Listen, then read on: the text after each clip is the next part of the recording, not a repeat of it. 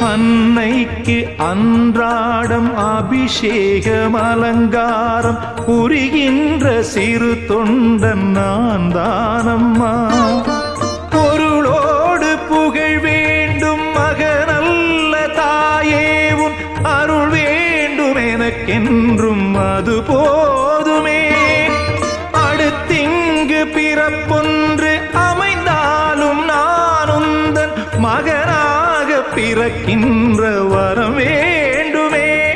அதை நீயே தருவாயே. அம்மா என்றழைக்காத உயிரில்லையே, அம்மாவை வணங்காது உயர்வில்லையே.